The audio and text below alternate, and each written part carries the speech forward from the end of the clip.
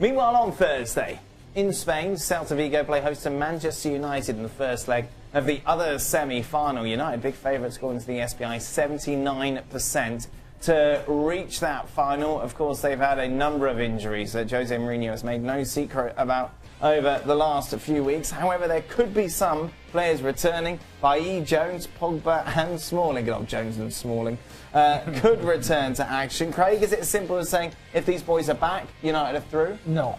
I don't think Jones and Smalling are his favourites either. No, they've been thrown if you look at Celta Vigo, Man United, you're thinking millions spent by one club and a small budget by the other. But the point is that United are not in great shape at this moment in time, and boy do they need this competition, because they don't look like they get in the top four in Champions League football, and he needs this badly, and there is no guarantees for me over the two legs that they're going to be good enough to beat Celta Vigo.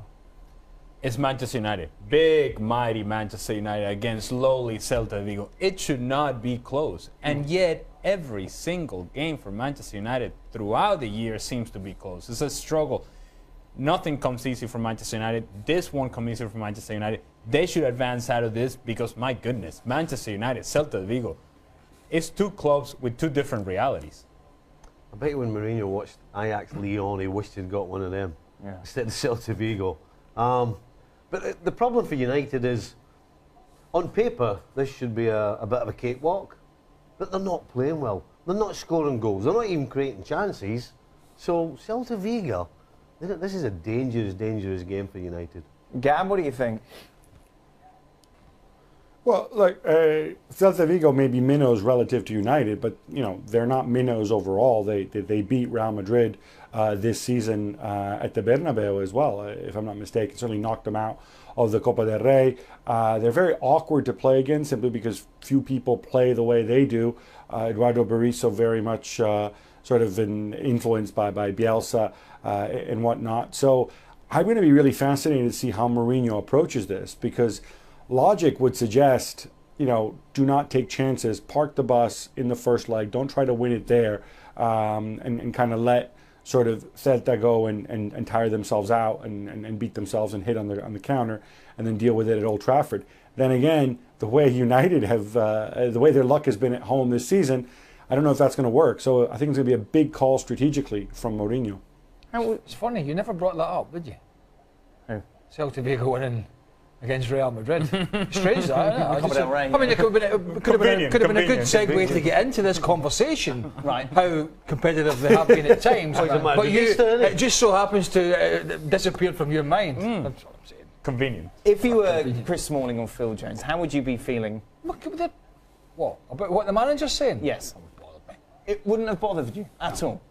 You would have bothered you? No. You would have reacted exactly the same no matter what was said about it. The manager comes out and crucifies you in public. Well, if he it said, wouldn't have bothered you.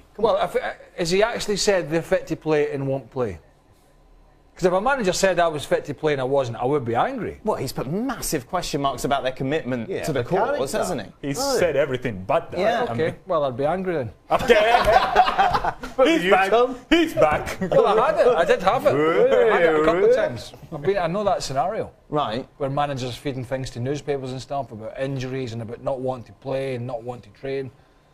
I've had it. But I don't know what the conversations have been behind the scenes. I don't know. But surely the ones we can only judge are the ones that we know that have been made public from Mourinho, who's not shirked the fact that he felt that they haven't put in enough effort to get fit again. Go on, Gab. I'm going to say, look, let's just call a spade here. These two guys should be on the phone to their agent to get a move elsewhere, because I'll tell you what, even if they do play because everybody else is injured, I think it's pretty obvious that when Mourinho draws up his dream United team for next season, the center backs will be Bailly and probably a new center half, not named Jones or Smalling. So if they want to stick around and be squad players and reserve players and collect a paycheck for playing 10 games a year, the way Jones has done for much of his career, that's fine. But they're not going to get any love from the manager if they do that. So if they care about playing, if they care about relaunching their England career, I think they should say, just move on. This guy gives me no hope. He humiliates me in public. That's it. Historically, Jose Mourinho has been the sort of manager that has said all sorts of crazy things, but those things attract attention to him. and put the pressure on him. When he says this sort of things and now puts the players out in a position where they cannot defend themselves, they cannot speak for themselves, because clearly he has come out in front and said all these things. If you're a player, the one thing that you cannot question, at least in my case, it would be my professionalism, my ability to, look, if I'm ready to play, I'm going to be out there, I'm going to give everything that I can for this club. That's the one thing I can control. If you're questioning that, you're questioning everything that I do as a player. But has he actually said Jones and Smalling are fit and they don't want to play? No. Well, you know.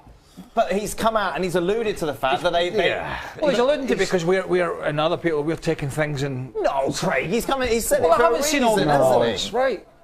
It could be being generic. Has he actually said Smalling and Jones What he said was, don't want to what play? he said Yes. was, if I was them, Craig. if I was them, and they were like me, then I would play.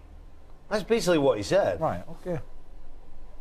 And it's not only those two. You can throw Shaw into that. No, as well. I'm not sticking up for him at all. It's complete. It's coaching suicide to think that if you slag your player in public, you think he's going to step on the field and go that extra yard for you. Ain't happening. Who's going through? You got to go with United, but it won't be a huge shock if Celta beat them. So United. I'm going United, but it's not going to be a huge shock. So United. I'm going United. If they don't get through, guess what?